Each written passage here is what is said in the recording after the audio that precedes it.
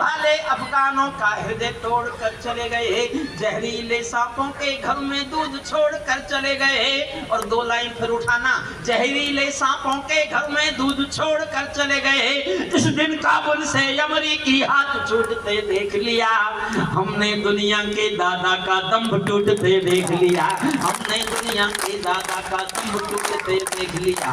मैं दुनिया को समझाता हूँ अमरीका की चतुराई, दोहा में ही लिख डाली थी समझौते की चौपाई। ये समझौता नहीं समर्पण कर बैठे हो अमरीका, अपनी महाशक्ति का तर्पण कर बैठे हो अमरीका। क्या अमरीका यूं ही अपने रिश्ते नाते तोड़ गया, अपने हथियारों को हेलीकॉप्टरों को छोड़ गया? सच तो ये है अमरीका ने बहुत दोगला पेश दिया, भोले भाले अफगानों को तालिबान को बेच दिया, भोले भाले अफगानों को तालिबान। अंतिम छंद और सुनना साहब। 2021 में 15 अगस्त को तालिबानियों ने अपने देश पर कब्जा कर लिया था। अपने देश पर कब्जा करने के बाद 15 अगस्त 2021 को उनके प्रेस प्रवक्ता ने बयान देने शुरू किए, और एक बयान भारत में 7 बार टीवी पर टेलीकास्ट हुआ। उनके प्रेस प्रवक्ता ने बयान दिया, we have got our motherland, Kabul and total Afghanistan, our next target is the freedom fight of the Jammu and Kashmir, and due to jihad and due to brotherhood we will support the jihad in Jammu and Kashmir and we will get it liberated। हमारा अगला लक्ष्य जम्मू कश्मीर की आजादी है। हम भाईचारे के नाते उस जिहाद का समर्थन करेंगे जो जम्मू कश्मीर में चल रहा है, और हम जम्मू कश्मीर को आजाद कराएंगे। तब लगा मुझे कि ये अपने घर में कुछ भी करें, लेकिन अगर ये ऐसा भी सोचते हैं तो मैंने अंतिम छंद लिखा, वो सुन लीजिए। भैया बैठ जाओ।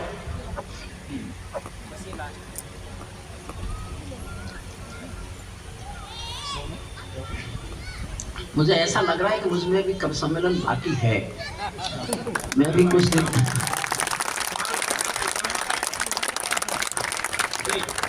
जब आदमी कुछ सोचता है तो केवल आदमी की मौत सांस बंद होने से ही नहीं होती, आदमी के सपने मरने से भी आदमी मर जाता है। मैंने अपने जाने कितने सपने मरते देखे, आप आश्चर्य करेंगे कि 8 दिन मैंने अपने जीवन में ऐसे बिताए जब मुझे खुली आंखों से किसी भी कमरे की छत नहीं दिखती थी। छत के ऊपर हजारों लाखों हाथ मुझे बुलाते हुए दिखते थे, और सब डॉक्टर परेशान थे कि इसको हुआ क्या। मुझे कोई छत दिखती नहीं थी, जागते हुए लाखों हाथ मुझे आसमान में दिखते थे, मुझे बुला रहे हैं कि आजा आजा। मैं सबके कहने से गया नहीं। इसमें एक लाइन जोड़ दो भाई साहब कि वहाँ लाखों बुला रहे थे और नीचे करोड़ों कह रहे थे कि नहीं जाने देंगे, नीचे ही रहोगे। आप जरा एक बार तालियां बजा दीजिएगा, लाखों हाथ क्या करेंगे जब करोड़ों नीचे बैठे हैं। अंतिम छंद सुनिए, और मैंने आपको कुर्सी से खड़ा नहीं किया तो मैं गायिका हरे ओम बाबा।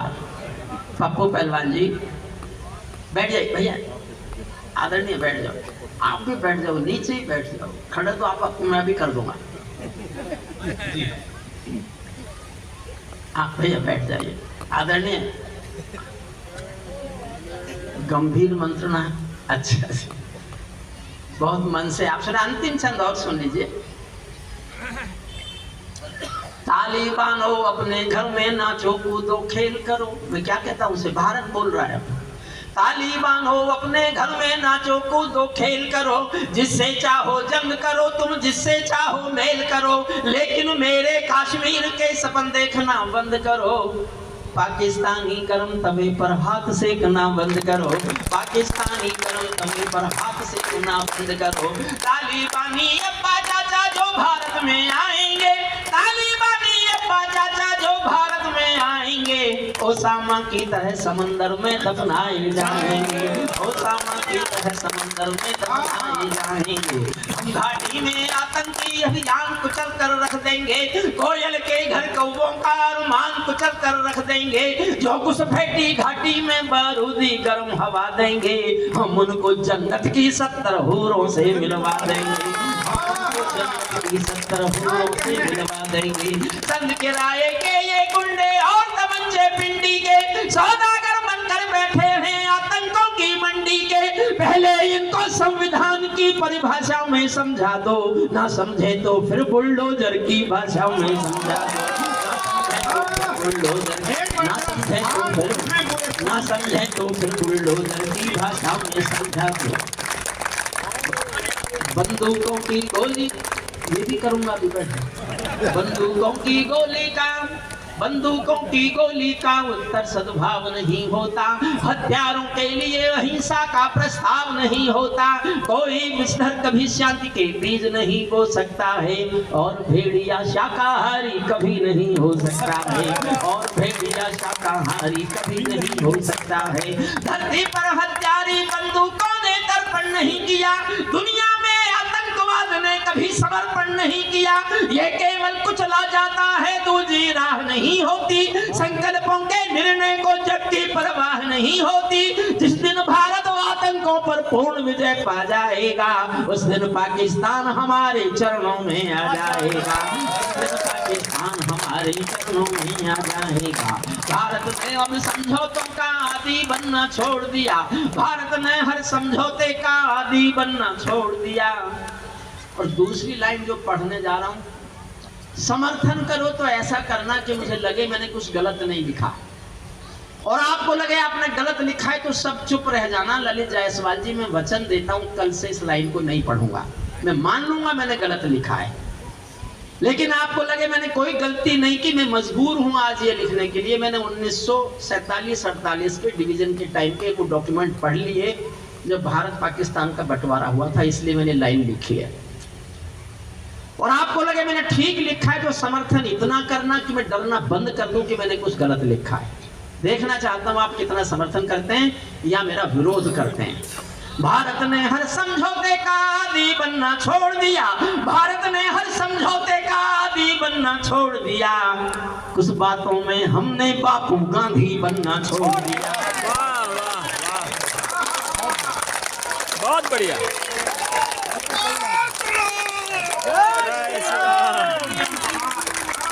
मैं ऐसे नहीं बोलता, मैं कानून का प्रोफेसर रहा हूं 40 साल, मैंने बिना डॉक्यूमेंट नहीं पढ़े होते तो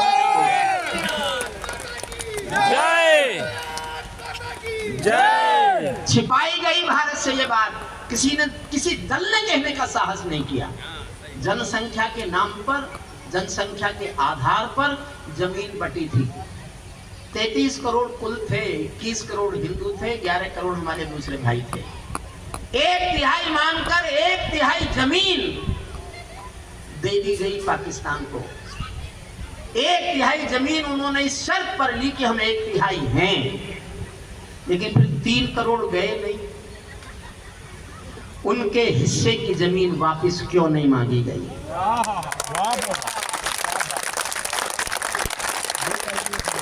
ये तय होना चाहिए कि उनके हिस्से की जमीन पाकिस्तान दे, वरना जो रह गए हैं उनको वापस ले। धर्म के नाम पर देश बांटोगे और धर्म की बात करने पर पाबंदी लगाओगे? क्या बात है। सुनना साहब, भारत ने हर समझौते का आदी बनना छोड़ दिया, कुछ बातों में हमने बापू गांधी बनना छोड़ दिया। नई सदी का भारत है ये बासठ वाला दौर नहीं, हम भी दुनिया के दादा हैं, दिल्ली है लाहौर नहीं। हमने अपने संविधान से 370 मिटा दिया, नेहरू जी ने डाला था जो सांप गले से हटा दिया। उन्हीं का उत्तर घर में घुसकर चोट से देना सीख लिया, पुलवामा का उत्तर बालाकोट से देना सीख लिया। पुलवामा का उत्तर बालाकोट से देना सीख लिया।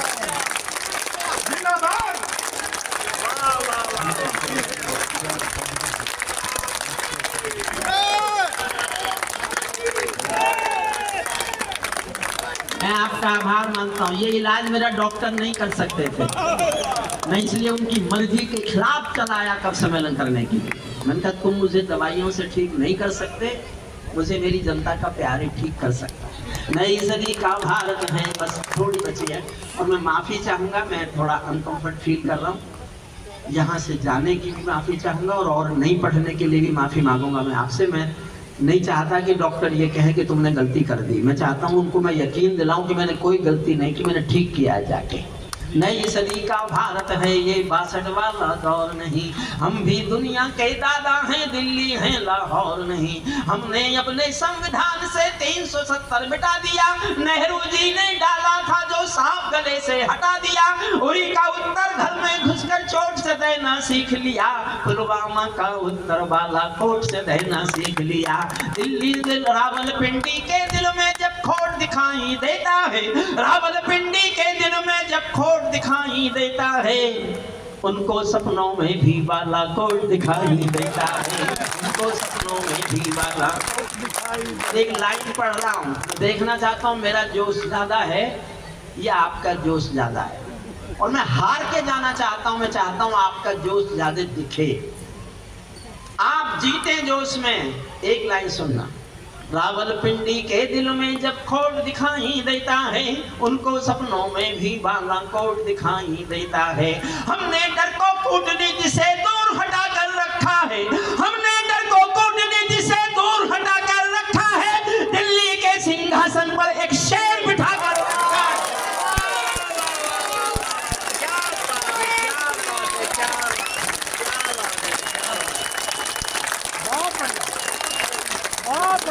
चलिए और हमने डर को कूटनीति से दूर हटा कर रखा है, दिल्ली के अंतिम 2 लाइन और सुन लीजिए बस, जो सबसे महत्वपूर्ण है। हमने डर को कूटनीति से दूर हटा कर रखा है, दिल्ली के सिंहासन पर एक शेर बिठा कर रखा है। भारत की संसद ने कसमें खा खा कर स्वीकारा है, भारत की संसद ने कसमें खा खा कर स्वीकारा है, पाकिस्तानी कब्जे वाला सब कश्मीर हमारा है, दिल्ली के सिंहासन से ये निर्णय जाने वाला है, पाकिस्तानी कब्जे वाला वापस आने वाला है, पाकिस्तानी। बहुत बहुत धन्यवाद। बहुत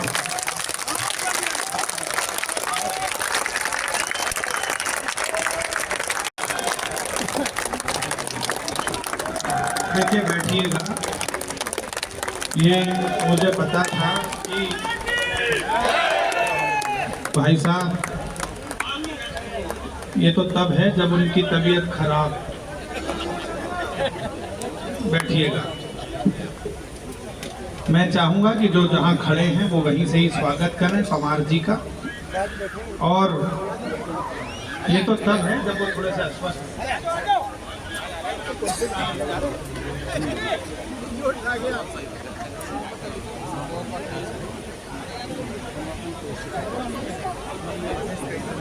आओ विवादी देखोगे क्या?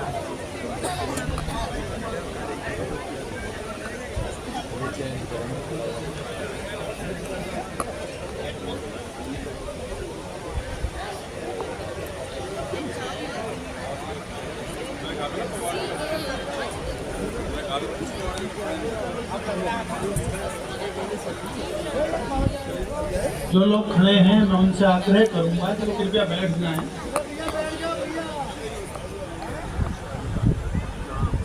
आ जाइए ना सामने। इतने मन से भाई साहब ने सुनाया। मुझे क्रम आगे बढ़ाना है और संचालन के बहुत सारे उत्तरदायित्व हैं, बीच में वो भी व्यक्ति पूर्ण करता है।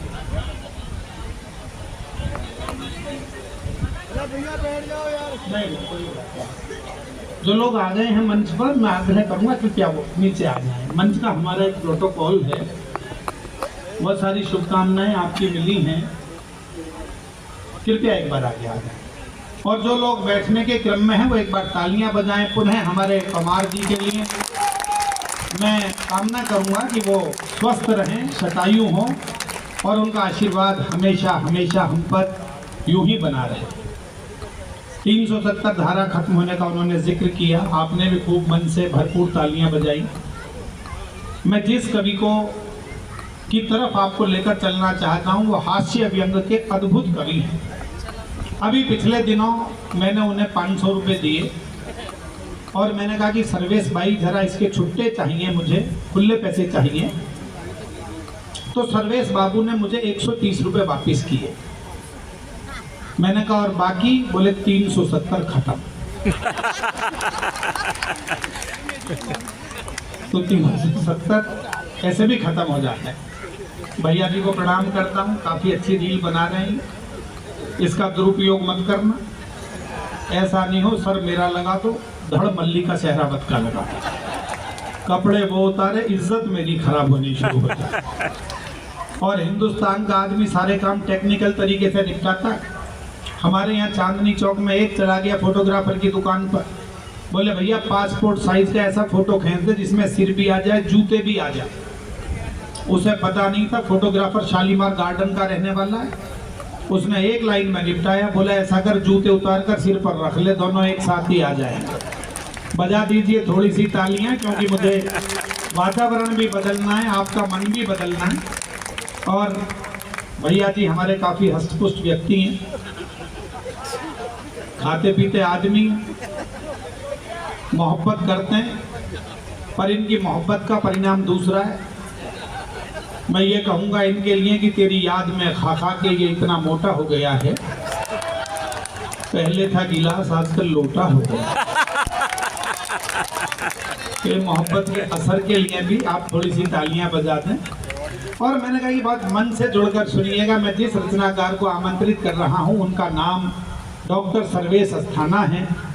अभी पिछले दिनों एक कार्यक्रम में वो जश्न अदब में गए थे, मिलियंस उनके व्यूज़ हैं, रील्स हैं। और एक ऐसा अद्भुत रचनाकार हास्य व्यंग का, जिसकी बातचीत, जिनकी रवायनी, जिनकी अदायगी पर, प्रस्तुतिकरण पर पूरा विश्व सम्मोहित होता है, वो भी इस उल्लास में मुझे लगता है कि शायद यहाँ तो पहली बार आए हैं। मैं उन्हें बहुत आदर सम्मान से आमंत्रित करता हूँ। लखनऊ के रहने वाले हैं और लखनऊ का आदमी जैसा होता है वो वैसे हैं।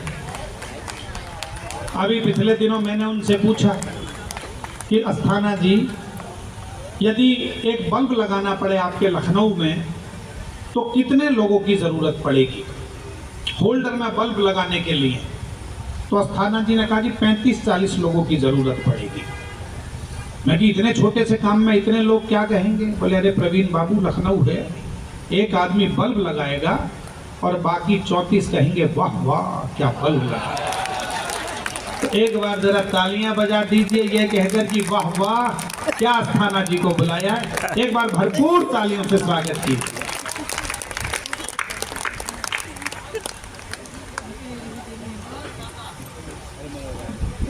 बहुत घबराहट हो रही है। नहीं, भगवान कसम घबराहट हो रही है। आज जिंदगी में पहली बार पवार जी के बाद मुझे पढ़ने का अवसर मिला है। मुझे ऐसा लग रहा है कि जैसे अमेरिका के आक्रमण के बाद नेपाल को खड़ा कर दिया गया।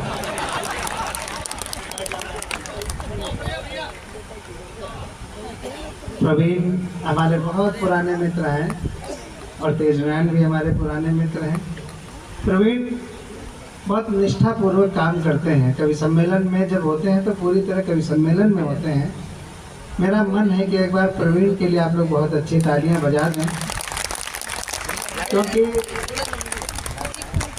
ज़िंदगी में मुझे इस मंच पर लगभग 39 वर्ष हो गए हैं, हालांकि मैं स्वयं 40 वर्ष का हूँ। बताना पड़ता है, नहीं है 40 के, वैसा कहना नहीं 40 थे। इन्होंने हमारी जन्म पत्री बनाई थी। थोड़ी सी ताली मेरे लिए बजा दीजिए, मेरा माहौल हल्का हल्का शुरू हो जाएगा, क्योंकि पवार साहब इतने बम फोड़ के गए हैं कि हम तो कुछ कर ही नहीं सकते। प्रवीण हमारे सम्मान में बहुत अच्छी अच्छी बातें कर रहे थे। जब परिचय दिया शुरू में तो बोले 27 देशों की यात्रा कर रहे हैं। अभी बता रहे हैं कि वो बल्ब लगाने के लिए लखनऊ में 35 लोगों की ज़रूरत लगेगी। आप लोगों की कसम खा के कह रहा हूँ कि बल्ब लगेगा ही नहीं। ताली इस बात पे नहीं बजानी, ताली अगली बात पे बजाइएगा और बजाइएगा ज़रूर। बल्ब लगेगा ही नहीं, क्योंकि लखनऊ पहले आप का विषय है। और तालियां और बड़ी कीजिएगा। जब तक लखनऊ के लोग पहले आप करेंगे तब तक दिल्ली का कोई आदमी बल्ब लेके निकल लेगा। तो ये बहुत बड़ा। इन्होंने कहा कि परिचय में कहा कि 27 देशों की यात्रा कर चुके हैं। आपके पास मान लेने के अलावा कोई ऑप्शन है नहीं। न तो आप हमारा पासपोर्ट देखोगे, न वीज़ा देखोगे। हम कभी लोग इसी तरह खूब विदेश जाते हैं। प्रवीण शुक्ला 15 देशों में हुआ है, इनके लिए ताली बजा दीजिए। अब मंच पर सबसे बुजुर्ग सरिता जी हैं, वो 20 देशों में हुई, उनके लिए भी ताली बजा देते हैं। तेजमैन लगभग 17 देशों में गए हैं। मनवीर का पता नहीं है, मथुरा से जाता है कि अपना चुराई करता दही वही। मैं एकमात्र ऐसा कवि हूँ जो 35 देशों की यात्रा कर चुका हूँ। अब एक बार आप लोग जोरदार ताली बजाइए, ये गलत बताते हैं। 35 देशों की यात्रा कर चुका हूँ और 36वें देश में मेरा जहाज लैंड करने ही वाला था। जहाज लैंड करने ही वाला था कि प्रवीण शुक्ला ने जगा दिया, बोले सर्वेश भैया उठो, दादरी निकल गया। तो ये बहुत अच्छे। ये ऐसे चलता है। वो नहीं, मैं कभी झूठ नहीं बोलता, भगवान कसम कभी झूठ नहीं बोलता। जब इतनी पार्टियां चुनाव घोषणा पत्र दे रही हो तो हमें झूठ बोलने की क्या जरूरत है। ताली जरा एक बार खुल के आ जाइए, जरा सा हमारी तरफ आ जाइए। मेरी तबीयत बहुत खराब थी, वरना जब तेज पढ़ रहे थे तब मुझे मेरा मन था पढ़ने का। अचानक मुझे कुछ अजीब सी घबराहट सी हुई, पता नहीं क्यों हुई। तो मैंने प्रवीण